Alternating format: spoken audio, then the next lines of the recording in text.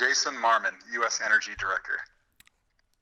U.S. Energy. Thank you very much for joining the program today, Jason Marmon. Now, I understand you're a Williston, North Dakota native, but now you're living out on the East Coast. So talk to me a little bit about your oil and gas background before we get into what U.S. Energy is, if you wouldn't mind. Yeah, so well, first of all, thanks for having me on. Excited, been following you for a while now. And yeah, I'm from Williston originally. I graduated high school in '05, graduated as a Teton in '08, played some baseball there, and then went down to Arizona and got my bachelor down in Flagstaff, Northern Arizona University. Came back in 2012, and I started off, doing some tools, working for Baker Hughes. I had a choice to make: either I want to be a tool hand or a safety person, and with my background, environmental background, and kind of a sustainability focus, I was like, well, let's do HSE and see what happens from there. And that was during the height of the boom, and I was the only safety guy in Williston, Watford, and Minot. So I had 9 product lines, I had 4 facilities, and yeah, that's how I got my trial by fire experience with Baker, and that was that really opened my eyes, I guess, to the industry itself. Were you based in Williston, and did you travel to other shale plays, or was there so much going on in the Bakken at that time that you didn't? They just kept you there? Well, I originally had I hired into that position under the guise of having a mentor that was going to train me, and he was going to kind of take me under his wing, and then he ended up leaving like 2.5, 3 weeks into the job. And so our boss was out of Denver, and he's like, oh yeah, we're going to get you somebody. You're like, don't worry about it. And 6 months went by and no one there, and then a year, and then and then it ended up getting it to about 2 years. And so I got to go for different trainings in Denver. Made it down to the Woodlands in Houston, to kind of meet the corporate team down there, which I was kind of being groomed to be a regional manager down there, but there were some missed expectations, and lots of overtime and weekends, and just too many sacrifices, I guess you could say, to where I was like, well, I need to take a step back here and realize and reflect on if this is what I want to do. And we ended up, that was towards the end of or when it was starting to slow down, was the end of 2014, and some of the writing on the wall was saying it was going to go down and down and down, which I didn't, being the only safety guy there, wasn't worried about losing my job, but it was more, it's like, how much time commitment am I willing to do here? Because sometimes it was 6-7 days a week, and you're getting paid 40 hours a week. Oh yeah, I learned that lesson in the hospitality industry, where you not only work 90 hours a week, but you work them nights and weekends. When everyone else is having fun, you're the one taking care of their fun. Eventually, that doesn't get fun. No, it was really exciting. I learned I don't want to talk bad about it, because I learned, it gave me just a broad perspective of the industry. You worked in upstream, downstream, midstream, and I was exposed to kind of a little bit of everything, but at the same time, when you're 25 and you're just out of high school, some of those old school roughnecks and those old school old guys don't give you a whole lot of respect. And so that my first 6 months was just like establishing that, it's like I'm not just some moron, out of college that doesn't know anything. I'd readily admit when I didn't know something, and they were good about that, but there were still some of the guys that, they just hated the safety guy in general. So there was really no winning with those people. Just give you a little insight on the way my mind works there. When you were talking, the first thing you say is that, I don't want to speak bad. Well, hey, you don't have to apologize for not wanting to work 90 hours a week. But at the same time, that is the energy industry. because Yeah, yeah, seriously, I was the same way. I loved it because I'm one of those guys that when I'm not working, I'm sleeping, and when I'm not sleeping, I'm working, and I love it. I really am very passionate about what I do, and now that I'm doing this in the energy industry, it's like amplified because I absolutely love the energy industry, and because it's just the entrepreneurship and the opportunity and the community building, and quite honestly, the honesty that a lot it's a very honest industry compared to a lot of the other industries, and I mean that it's a very black and white, very science based type of an industry.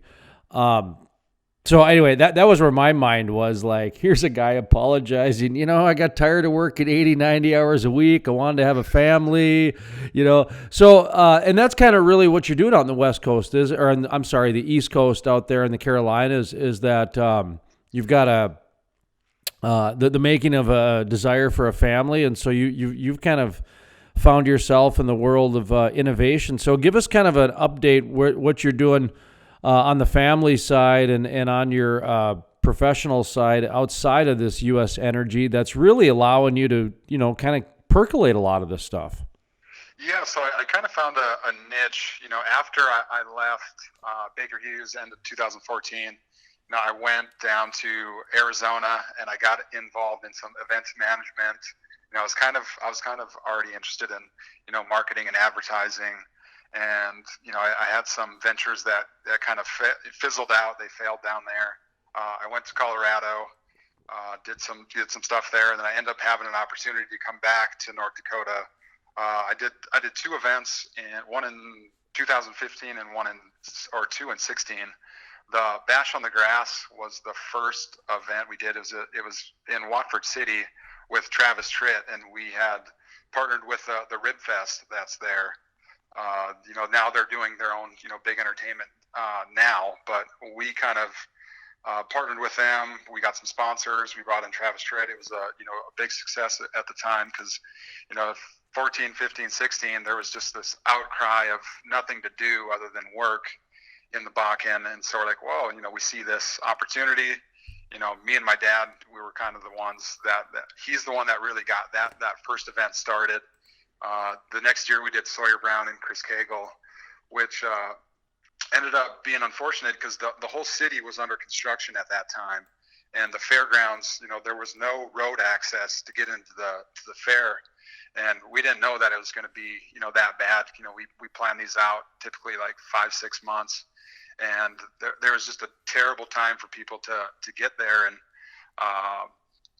we're like, well, like this was really difficult to put this one on.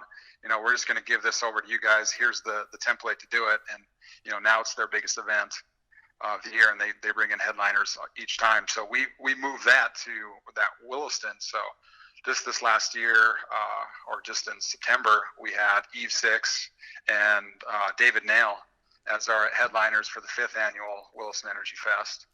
And so, yeah, we were, able to kind of leverage what we did in Watford City. And, we bring a event where we give I think we gave 350 free tickets to, students, the college, veterans, some of the underprivileged, I guess you could say, families and people in Williston, to come check out that show. We had a sporting clay tournament that went along with it. We were working with the job service on their job fair, so from that marketing and advertising standpoint, that's kind of a passion of mine. It led to opportunities, and for the past 4 years, I haven't had to submit or apply for a job. These events, they've kind of caught attention of different people. For example, I was on a 1-year contract with Marquis Metalworks to help them with their business development. We took their company. Over the last 12 months, we quadrupled their revenue from 2018, and they're a three-year-old company. We were able to organize and manage the Williston PBR, where we had 20 of the top 30 bull riders in the world. We had Chad Berger bucking bulls, the best bulls in the world, come to Williston. We sold out the fairgrounds, and that was on our first year. We had Little Texas as the headlining entertainment on that, and we just brought a whole bunch of stakeholders in and sponsors, and it's something that hopefully is around for years to come, because that was the community really wanted that, and it took a lot to get it done, but it was quite the spectacle. Jason Marmon is our guest. He's with U.S. Energy, just giving a little background about how he got to where he's at today with a number of different things in the oil and gas industry, plus working in events and doing a little bit of traveling through the energy industry. Spent a little time in Colorado, most of it in the Bakken, Williston, Watford City area. But now we're going to talk about U.S. Energy, and that's his 501c3, is that right? Yes, sir. And first of all, just give us the elevator pitch. What's U.S. Energy? Just kind of the overview of what you guys are doing. So we like to say that we're corporate community relations. We try to improve livability. So we have a guiding principle. It's called our S.E.E.D.S principle. We try to focus on initiatives around sustainability, efficiency, education, diversity, and safety. And we started to give an example of one of our initiatives that kind of covers all 5 of those pillars. It's called Unbullied. And Unbullied is a pro-resilience, anti-bullying awareness campaign. Like, we did 2 events, one in Watford City in 2018 or 2017. No, they're both early 2018. And then one in Williston, where we had 1,000 kids show up to each event. We had One Oak. We had guys like Equinor, C&J. A bunch of these companies come out. They sponsor the event. They brought out their STEM initiatives. They had engagements where we had the Jump and Fun inflatables. We had Miss North Dakota talking about her platform was bullying that year, and we were just trying to build kids up, make them feel like they had outlets to talk to teachers, educators, parents, friends, to where they didn't feel alone. In the schools, they have a pretty, I shouldn't say they had, and they probably do still have issues with bullying going on, especially on the social media side of things, like where there's not really a good control for that, and there's not really much accountability like on social media. So we were trying to just educate kids on how to become more resilient, how to prepare themselves for having to deal with those type of situations. And so that would have been one initiative that covers all 5 of those pillars. But in the terms of, I'll give another example, is we just helped MHA Newtown reestablish, or they're in the process of reestablishing their air quality program. And that would fall under our diversity and our safety pillars.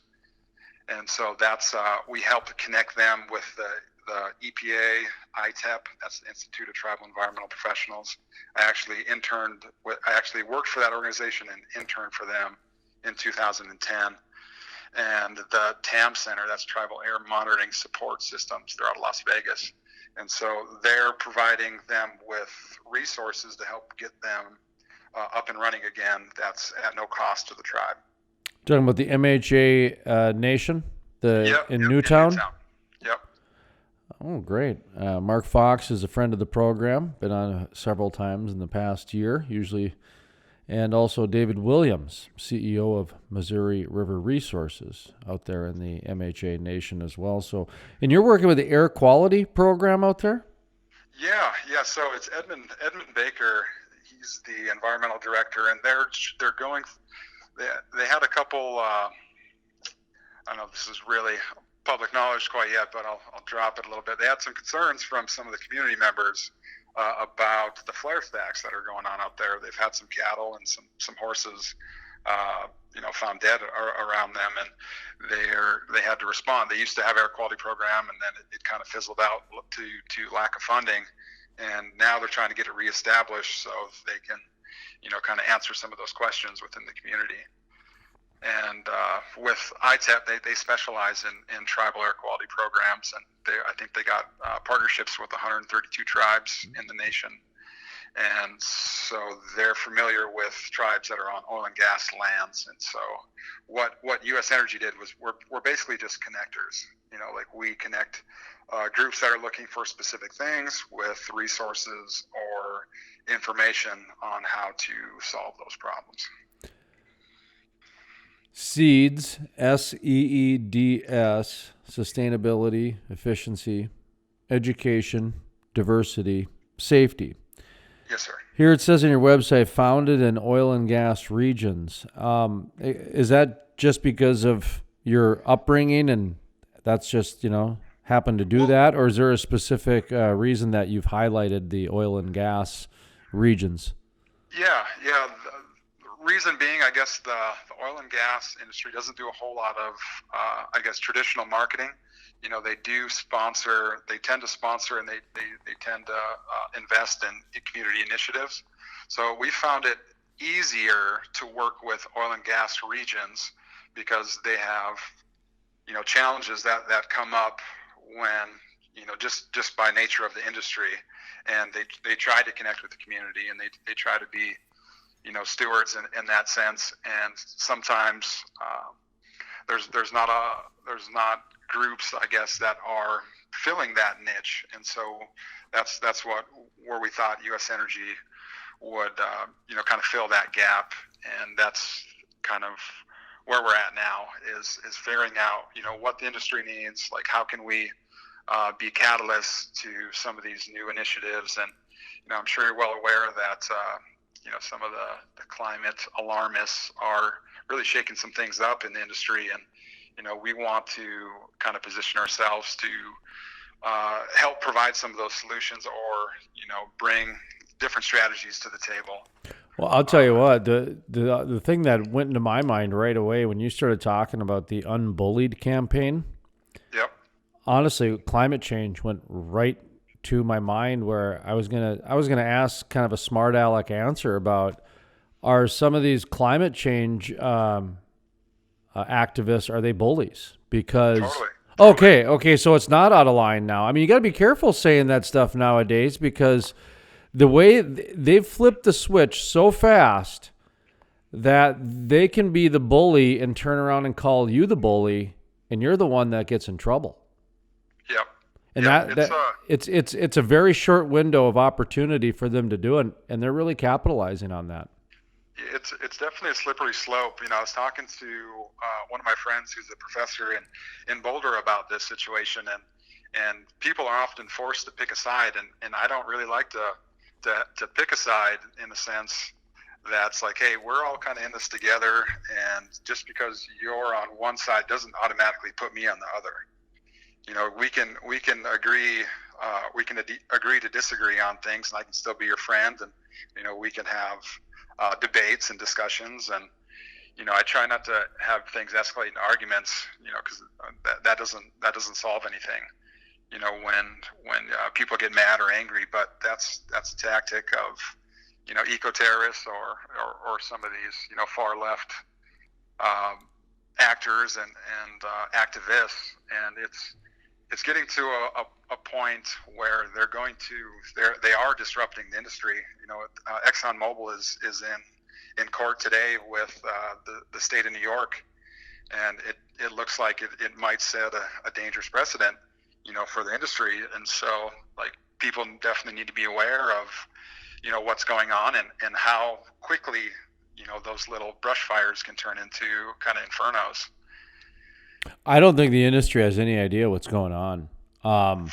When I go to the conferences and I see all these people that are not paying attention to the speakers, and they're spending the company's per diem money like it's going, it's just endless supplies. I'm thinking, do you guys not realize what's going on here? I mean, you got presidential candidates trying to talk about banning the industry. You've got just the whole momentum of society. And this is, I was speaking on this back in June, and now it's a movement to where you've got a 16-year-old that gets an invite to the UN and scientists don't. Yeah. That's a real statement, that a 16-year-old autistic girl from Sweden got the headlining main event at the UN climate change conference, and scientists didn't. Yep, I totally agree with that. I mean, and what's really sad about that is that what I just said sounds really political and polarizing, and really, it's just reporting. I Yep. mean, because that was a pretty factual statement. But so anyway, you lived in Colorado. When did you live in Colorado? So I was in Colorado in 2017, and I actually put on the Colorado Energy Festival in Greeley. I interviewed Hickenlooper personally, and we had Charlie Daniels as one of our headliners. We had Little Texas there. We had a couple other local bands, and it ended up blizzarding the day before our show. We were set up to be in we were in Island Grove. They have that big rodeo coliseum outside, and it blizzarded the day before. It was May 20th was our date, and we had pushed it back 3 weeks already. Working with the city up there, and we're like, oh yeah, we should be good here, and nope. And so we ended up having to move it inside. Their other inside venue was taken, and we had a decent showing, but we ended up kind of losing a little bit of money. And anytime you lose money on an event, it's hard to justify coming back.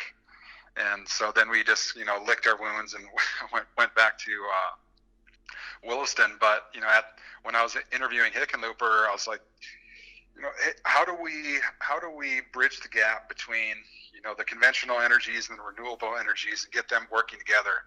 And he's like, if you can solve that problem, you'll change the world. And that's kind of been something that's stuck in my head for a long time, is like, how do we get these guys to work together? Because oil and gas has some of the best engineers on the planet, and they have some of they may have the resources, I guess you could say, to make some of those partnerships work. It's just like you said, some of these people that not really paying attention what's going on, and how quickly the whole industry is changing. And that's I think technology and social media has a real big part to play in that, but that's really not getting factored into operating procedures and business practices, which it needs to be. I guess the thing that really, by the way, Jason Marmon with this U.S. Energy, the thing that's really lost on me with this whole politicization and demonization and just basically trying to get rid of fossil fuels. And don't get me wrong, I think the majority of the people recycle and they live a clean life. And if you go back 150 years when we were burning switchgrass and wood, and then we went to coal, and then we went to oils and now in natural gas, we've been decarbonizing for 150 years naturally as humans, just through the sheer course of science and innovation and that whole process, long before any Sierra Club or special interest group came along. So I think this crash course is really dangerous. I think this crash course of the media giving people a platform to say that the world's going to end in 10 years is really dangerous, especially that if you don't, commit $40 trillion over the next 5 generations to these half a dozen people.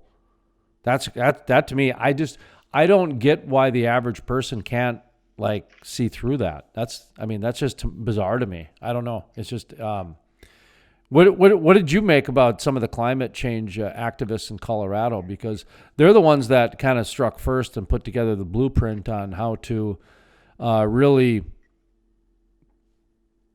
impact an industry like they did. Yeah, it was. I've been following that for a while, and that's another thing that Hickenlooper had said. He's like, there's going to be some drastic changes coming up here that I don't think I'll be able to stop. And he ended up getting beat by a guy from Boulder. And now the governor is not so oil and gas friendly, and you can see how quickly things are changing there. They went after the low hanging fruit, the permitting processes, and they made it really hard to get permits for new wells. And so that's kind of step one in their plan. I don't know how far that plan goes, but it's like Colorado is definitely the case in point of a aggressive opposition. And when you're talking mainstream media, like it's a fear-based system, so fear sells, and that's unfortunately that's the mainstream media's kind of agenda, is to stir up conflict and propaganda, and I mean, for younger generations, I feel bad for them. It's like, I mean, even my generation, like I'm 32, and I don't even want to watch the news. So it makes it really difficult to even talk about problems or challenges or things of that nature when you can't even watch your news. Yeah, it's pretty ridiculous. I mean, I got rid of my television in 2007, to be honest, because of that reason. I mean, and I work in the media, so I just kind of create my own news, but I don't really pay attention to too much else outside of what's going on in my world. Because of that, I've worked in the media long enough to know how framework works. Here's what I always tell people: if you ever want to know about the media and whether they have an agenda or whether there's a bias or whatever, okay, just a very simple exercise, very, very, very simple. In the United States, there is primarily 4 to 5 news organizations. You got NBC, ABC, CBS, you got Fox, and then, throw in a CNN or the 24-hour news networks. Arguably 4 or 5 main media organizations where I'd say 80 to 90% of the public gets their news. Okay. So most people agree with that. Did you ever wonder why they report on the same things? Big planet out there, all kinds of countries, all kinds of things going on, and generally they report on the exact same stuff. Huge planet out there with news. So if you think that that's the only thing going on in the planet, then, hey, enjoy your day. If you actually question whether the media has an agenda, if you think there's some control behind it, if you think it's dictated by maybe some advertising dollars or some influence, well, there you go. Ask that question. Big planet, 4 or 5 organizations, and they all seem to report on the same exact stuff. So that was always a lesson I used to teach kids whenever I'd speak at colleges, and they didn't ask me back shortly after that. Well, they call it, I mean, they're not blatant. I mean, they're not hiding this. They call it TV programming for a reason. Yeah. It's the person getting programmed, not your channels. Well, that's true. I never thought of it in that way before, but there's a lot of truth behind that. And that's back when they were forming words. That's true. So let me ask you this. We're getting into some of this thing with climate change, with the bullies, with the impacting Colorado. We'll take it a step further. BLM and Wyoming did some things. Oregon passed it through the Senate, I believe. We've now got a half a dozen to 8, 9, 10 different candidates that are presidential candidates having an open conversation. It is now part of a national conversation with the Green New Deal about eliminating fossil fuels. I was talking to Terry Edom the other day, the author and the writer, and he brought up a really good point, which is, just take pipelines, for example. So are we just going to leave them in the ground, or are we going to take them all out, and who's going to pay for that? Those questions, to me, are the ones that are just blowing my mind, that somebody could honestly say that we're just going to do this in 10 years. That's just, I mean, so my question to you is, what level of Chicken Little do you think is involved here with this climate change? What level of truth behind what they're saying do you think is there? Because it's all over the headline. It's impacting the industry to where there literally is more momentum behind the eliminating a large part of it in 10 years. Well, see, it's definitely a tough question, and it's hard to find the good I think that's one of the challenges that young people, even decision makers, policymakers are running into, is where do we find good information and how do we distinguish between bad information? Because in the age of information, the technological age that we're in, there's just information everywhere. We're being bombarded by it. And so first thing comes to mind is how much oil do we have? How much oil do we have left?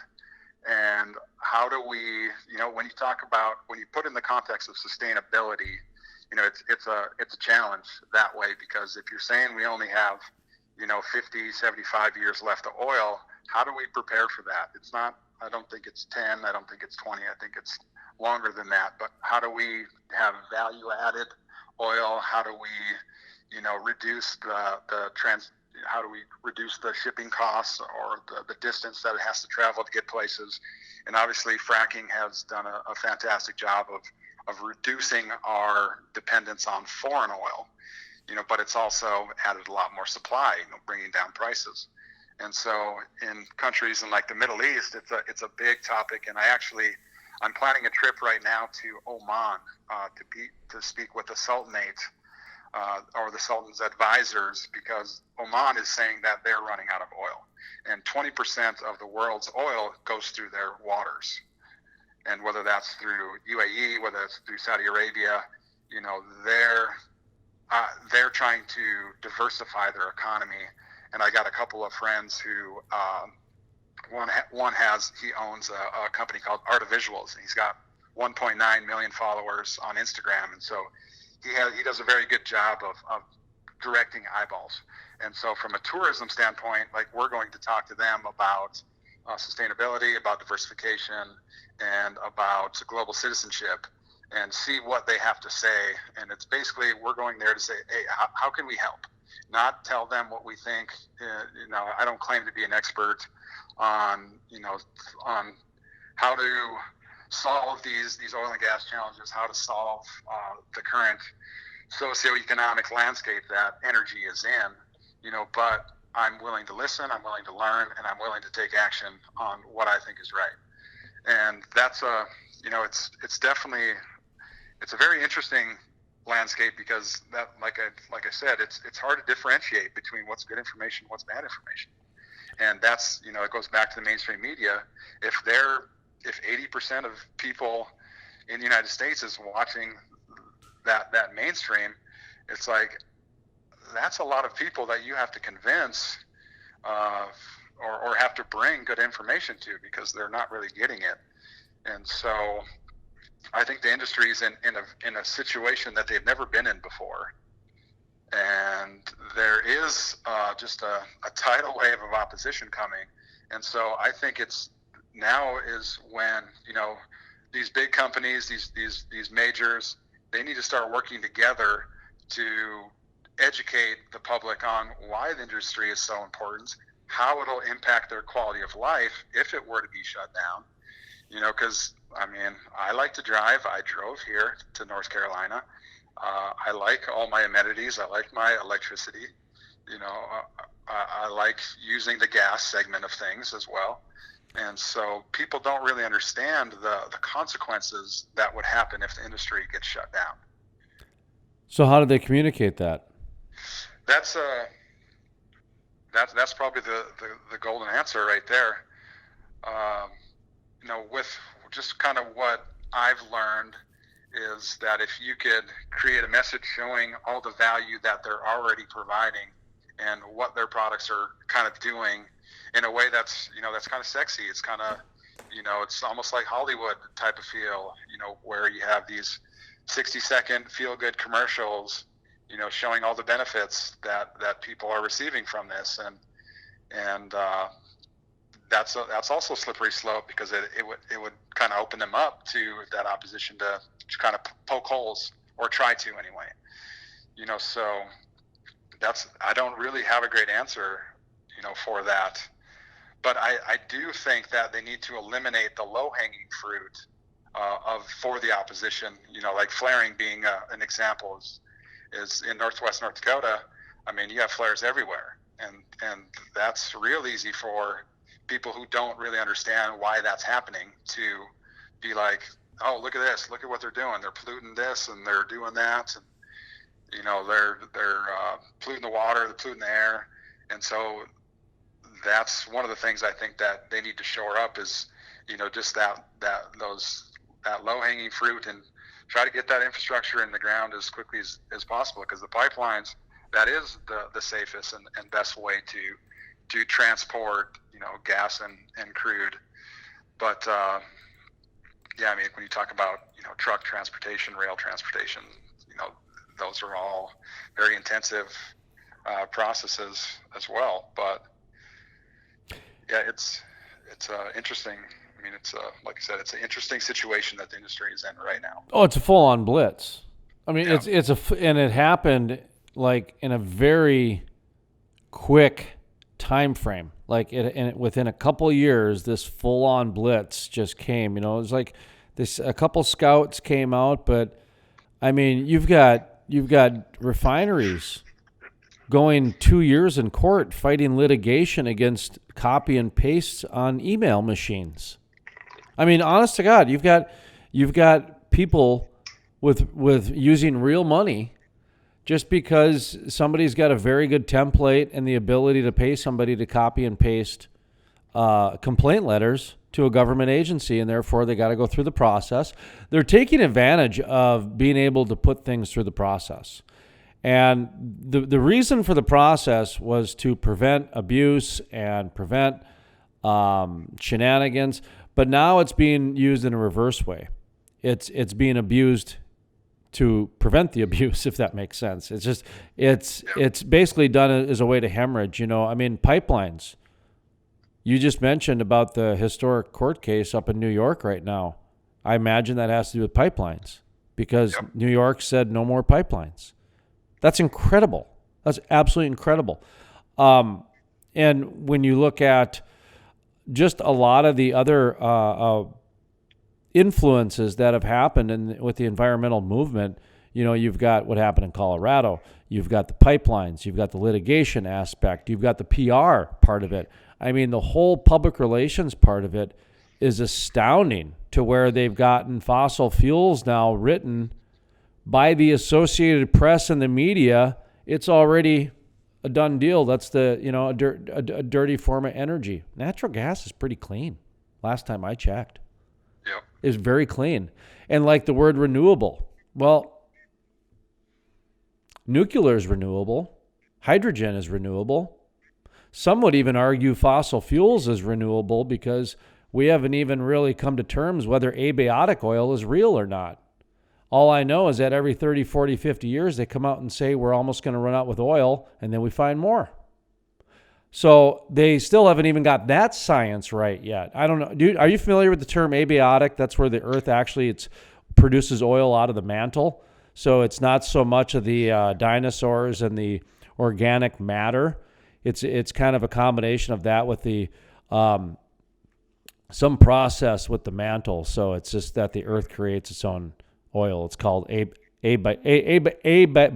I believe, is how it's abiotic is how it's pronounced. But it has to do with that. The earth will never run out of oil. It produces itself, and there's an actual legitimate scientific following behind that. And none of these have ever been proven 100% correct. So a lot of these are just based on consensual theory, if you will. Anyway, sorry, man. Little Bill Nye the Science Guy for you there. I had to sidebar off. I bet some of the scientists are going, "Holy cow! I haven't heard that term since I was Geology 101 or whatever the heck." But that's a good point to bring up. And some people call fossil. I mean, actually, there's a decent amount of people that call fossil fuels a misnomer. Because it's like more like a fossil carbon, or organic fuel. So like the terminology does come into play, when we're trying to classify, oil and gas, and it can make a big difference in public perception too, by the way that it's worded and phrased. Absolutely, and that's actually how we got on this. Is that was part of the blitz that happened, where the environmentalists came full on against the fossil fuel industry, was the wording and the narrative. They grabbed a hold of the narrative. And part of it is, I was having a good conversation with somebody to where the fossil fuel industry could say we're organic energy and have a legitimate legitimate argument to say that they're called organic, that they should be called organic energy. And that would, just some little things like that would do wonders for the industry. Yeah, and that's where I think, kind of back to your point where these people at conventions and, these big expos, like I don't really see clearly defined leadership in the industry where I could go to somebody like in North Dakota, the governor, Burgum, he's the man there. Like who would I go to talk to the leaders of the oil and gas industry? When you're looking at C-level executives or CEOs, I mean, their life cycles now are like 2 to 3 years. Yeah. In some cases. And so like, is there, like, you got the API, you got KOGA, you got the North Dakota Petroleum Council, like you got all these different organizations. Here's what I've found to be the biggest problem right now in the oil and gas industry. And keep in mind, I make my living in the oil and gas industry, but the leadership has become very reactive. And right now they need to be proactive. They were proactive for a long time. In fact, they were so proactive, they didn't even really need to do public relations anymore, and they invested a lot of money into government relations. So they kind of veered where their public relations went more into government relations, and and there was a time for that. There was, and it was a legitimate thing. Well, then, to me, the politicians became very low-hanging fruit, red versus blue. We got to vote one way or the other way. And then from that, let's see, wind and solar went into the blue camp, and oil and gas went into the red camp. And pretty soon, oil and gas became polarizing. It became political, and all of a sudden, people are now protesting against it. That was a big part of the catalyst and the fuel that helped the environmentalists get to where they are today. And that's why I say the oil and gas industry right now has to say, we need to take a step back and say there's been a paradigm shift in every single department we've had, from the drilling to the HR of introduction of big data to the monitoring with sensors and iPads and SCADA and all these different things. Maybe we should look at our public relations and say, how do we paradigm shift that? Because right now we are reactive. People are reacting to the environmentalists showing, a duck with oil on it. They don't even have to say anything. They just got to show a picture. And then the oil and gas industry has to react. And if you don't react, you're screwed anyways. Yeah, and I think that's... Sorry. Let me step down off my soapbox there. Go ahead. No, I totally agree. And that's where that proactive corporate responsibility piece is. I think that could be a solution, is telling these oil companies, like, hey, get really involved in the communities that you're a part of, and let those guys, be your advocates, those be your promoters on why the industry is so important. It's like, if you were telling somebody, that the Crude Life podcast, it's the best, it's like, you gotta listen to this thing, it's going to be awesome. But if I were to, it would be different than if I were to tell that same person, hey, you should go check out the Crude Life podcast. I think you'd really like it. They're probably going to listen to me a little bit more than say you, because they just think you're tooting your own horn kind of thing. And that's where, the public relations agencies that's ideally what we'd like to be able to get to, is give us big projects, U.S. Energy. And it's been really hard for us to get beyond just an event or an initiative like Unbullied, to where, hey, like, what do you guys have some big visions on that you'd like to do within the community or in the state? And how do we work on some of these things for you or with you? So that's a gap that I'm trying to figure out right now, and I think that's a big gap in the industry itself. Is like, let your partners, let your advocates, and let the people that are in your ecosystem, be the promoters, be your advocates, I guess you could say, and help you tell other people why the industry is important. Jason Marmon, U.S. Energy. Wrapping up here, taking a look at the clock. Just kind of winding down here, who are your customers? If you care to name drop, feel free. I know sometimes people do. Sometimes, there's confidentiality involved, so they don't, type of a thing. But just kind of who it is that you're looking for customers and clients. And like I say, if you want to name a couple with a project or two you're working on with some other clients, feel free. If not, totally understand that too. But just an opportunity for you to give yourself a plug. We appreciate you coming on and sharing your mind with us here today. So go ahead. Yeah. We just finished up a year deal with Marquis Metalworks. They're welding in pipeline company there in Williston. I think they're one of the fastest growing startups, in Williston, at the moment. So that's a great group of guys over there. Working with Nova Energy, that's pumpers and some roustabouts. They're another great company that we're doing some business development work, some advertising, community relations with. Basin Safety would be another one that they've sponsored our events since the beginning. They're a safety consulting company. Love John Greiner and his team over there. And so we're typically working with the smaller service guys, but trying to figure out how to get more involved with the operators is, that's probably a big goal of ours, and figuring out ways that we could, help them with that PR, that CR, community relations, or even corporate social responsibility, and try to get them real forward, kind of get them away from that reactionary into that proactive phase, which I don't know exactly the best way to do that. I mean, we've tried a lot of different things, but that's something that we're going to continue to explore. And I think, as we talked about, there's pressure out there for them to be proactive. And so I think we're in a good time right now. I'm optimistic that that's the goal of an entrepreneur, is to solve problems, right? If you don't got problems, you can't.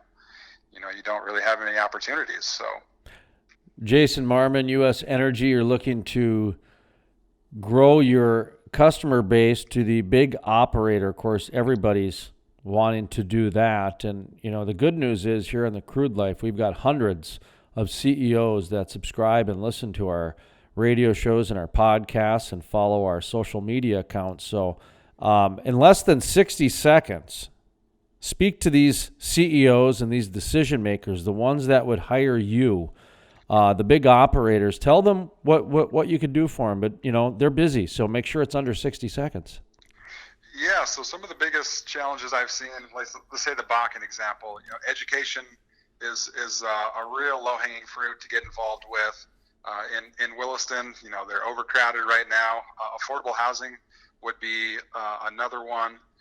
To where try to figure out solutions to where you can get local people involved, the security of having them vested in an area, to where that would benefit your workforce, that would lead to more retention.